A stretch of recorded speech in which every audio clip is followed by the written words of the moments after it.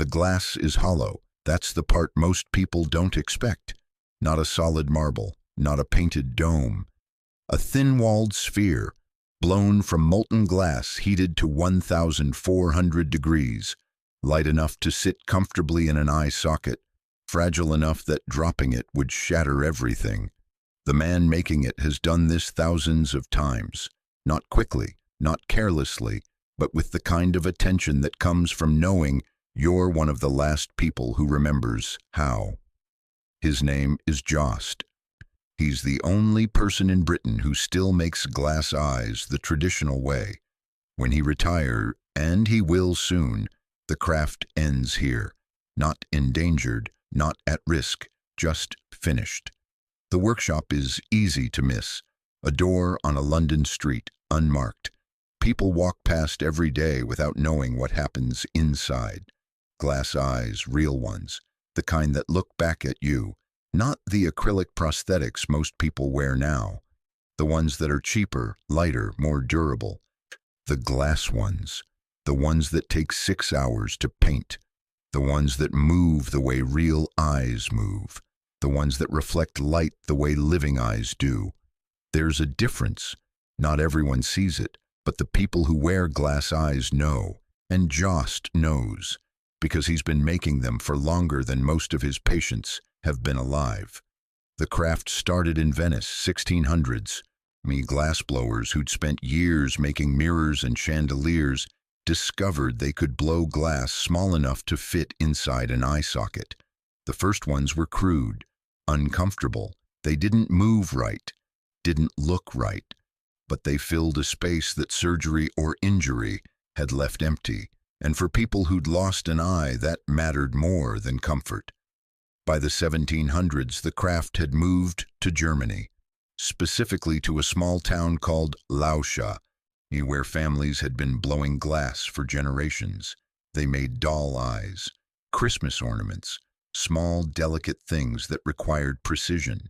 Someone realized the same skills could make prosthetic eyes, better ones, eyes that looked almost real.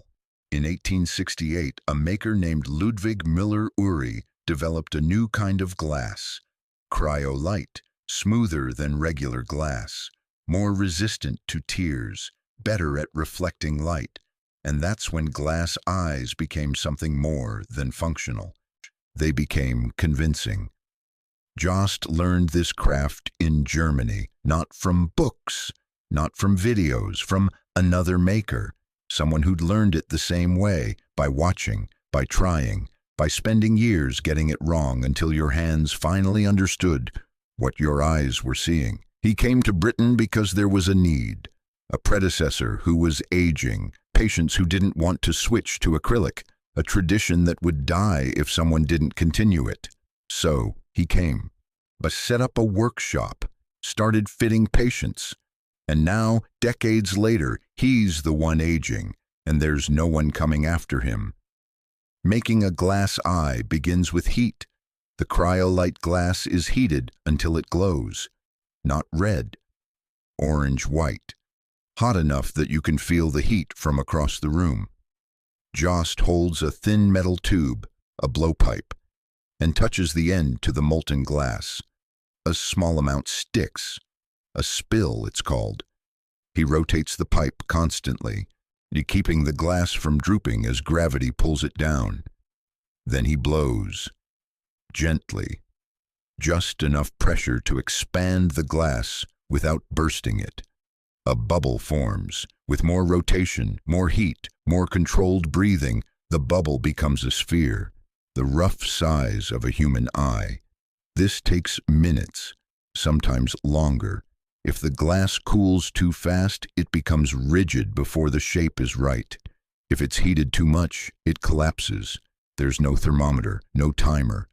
Just Jost's hands and eyes reading the glass the way you'd read a face. Once the sphere is formed, the painting begins. This is where experience matters most. The iris, the colored part of the eye, it's never just one color. Brown eyes have gray in them. Blue, sometimes green or gold. Blue eyes have darker rings, amber flecks. Gray eyes shift depending on the light, and every iris has a pattern. Radial lines, crypts, tiny variations that make it unique.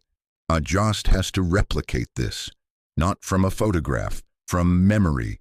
The patient sits in the workshop while their remaining eye is examined. Jost studies it, notes the colors, the patterns, the way light hits certain areas. Then, when the patient leaves, he paints. The pigments are made from powdered glass. Different metals produce different colors when fired. Cobalt for blue, iron for brown, copper for green. These are mixed and applied to the inside of the glass sphere. Inside, not outside, because the iris has to be protected, sealed beneath a layer of clear crystal. The first layer establishes the base color. The second adds depth. The third adds the radial lines, painted one stroke at a time with a brush that has maybe 3 hairs, under a magnifying lamp, in silence. One mistake, a line too thick, a color slightly wrong, and the iris looks off. Not obviously, but enough that someone looking closely would know. So Jost works slowly, patiently. The way you work when you know there's no one to check your mistakes but yourself. After the iris is painted, the blood vessels are added. Not painted, threaded. Tiny strands of red glass, heated until soft, pulled thin, and laid onto the surface in branching patterns. These threads are fused to the glass by briefly reheating it. Then a final layer of clear crystal is applied over everything. This layer is what makes the eye reflective, what gives it depth, what makes it look under the right conditions like a living eye. Without it, the iris looks flat, painted, obviously artificial. With it, the eye has dimension. Light moves across it the way it moves across a real cornea, and that's what separates glass from acrylic. Acrylic can approximate the color, the shape, but it can't replicate the way light bends through layers of glass, the way depth emerges from transparency. That's something only glass can do, and only if it's made right. The entire process, from blowing the sphere to final fitting, takes weeks, 6 hours just for the painting, multiple appointments to mold the socket, adjust the fit, make sure the eye sits correctly and moves with the patient's muscles. Glass eyes are fragile. They crack if dropped. They need to be removed and cleaned regularly. They have to be replaced every few years as the socket changes shape. But for the people who wear them, the inconvenience is worth it. Because glass eyes don't just fill a space, they restore something harder to name. The ability to look someone in the eye without them knowing. The ability to see yourself in a mirror and not immediately notice what's missing. It's not vanity, it's dignity, and for 400 years, glass eye makers have provided that. Quietly, without recognition, just doing work that needed to be done. In 1945, at the end of World War II, Britain had workshops full of glass eye makers. The Ministry of Pensions employed teams of them. Women like Marjorie Chown and Connie Sayers spent years making eyes for soldiers who'd lost theirs in combat. The demand was constant, the work was steady, but by the 1970s, acrylic had become standard. It was faster, cheaper, easier to teach. One by one, the glass eye makers retired, and no one replaced them. By 2021, when Heritage Crafts added glass eye making to their red list, only one traditional maker remained in the UK Jost.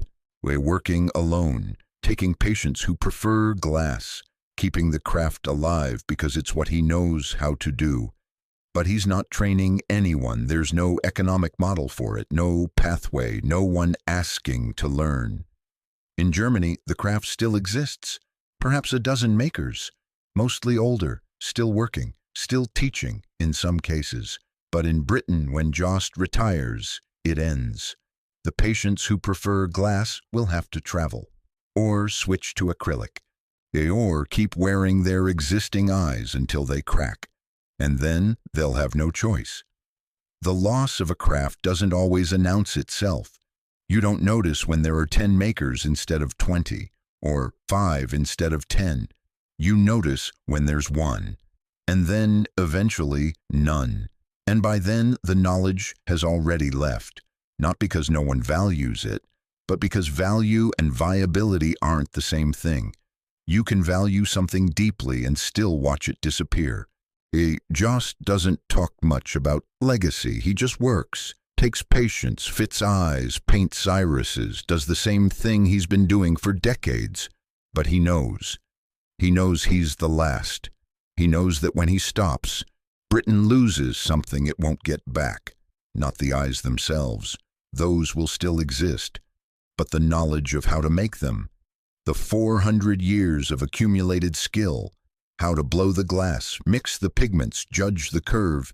I paint the veins, all of it concentrated in one pair of hands. And when those hands stop, the knowledge stops with them. There's a patient sitting in the workshop now, waiting for a fitting. They've been wearing a glass eye for years. They know the difference between glass and acrylic. They know what they're paying for, not just an eye, but the knowledge that someone took 6 hours to paint it, that someone looked at their remaining eye and memorized it, that someone cared enough to get the small details right, the gray flecks in the brown, the amber ring around the pupil, the tiny imperfections that make it theirs. That's what Jost provides, not just function, dignity, and when he retires, that ends. The glass is hollow, fragile, beautiful in a way most people will never see, because it's meant to be invisible, meant to go unnoticed, meant to let someone move through the world without explanation. And for 400 years, that's exactly what it's done, for as long as someone remembers how to make it. Under this video, there's a subscribe button. Subscribing means you think some knowledge is worth recording, even if it's disappearing, even if only one person remembers, because once it's gone, and no amount of wishing brings it back. Before you leave, have you ever met someone with a glass eye? Did you know they were made by hand? What happens when the last person forgets?